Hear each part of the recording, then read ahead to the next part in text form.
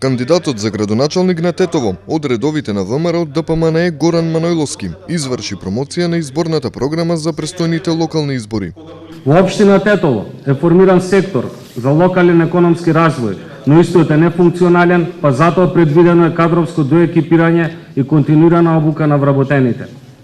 Предвидена е интензивна соработка на локалната самоуправа и институциите од централната власт во насока на изнаоѓање на модули за рестартирање на фирмите загубари на Тетово. Изработка на стратегија за енергетска ефикасност и рационално користење на природните ресурси.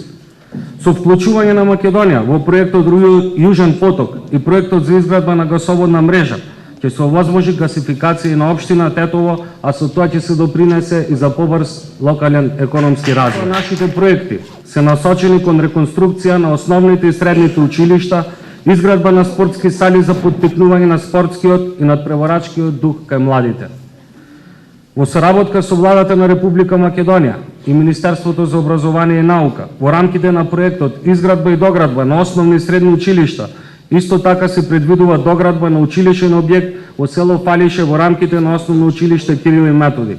Предвидуваме проект за собирање и третман на отпадните води во Тетово, изнаоѓање на концесионер за изградба на регионална депонија, изработка и изградба на отпад за преработка на органски материјал, набавка на нови машини за чистење и изнесување на сметот, исто така се предвидува едукација на младите за почист и позелен град.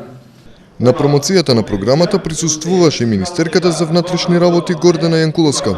Горан Манојловски покажа дека тој е профилот на градоначалник каков што граѓаните во многу наврати кажале дека посакуваат човек кој зборува за конкретни идеи, конкретна работа, конкретни проекти кои се однесуваат на секој граѓанин поединечно.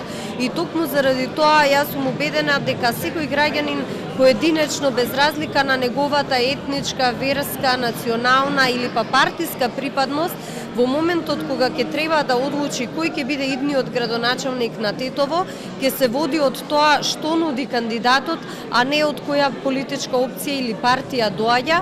И мислам дека, барем според она што досега го видовме, за сега Горан Манојловски е кандидатот кој понуди најмногу проекти за Тетово, најмногу решенија за проблемите на граѓаните на Тетово, без разлика на нивната етничка, национална, верска или партиска припадност.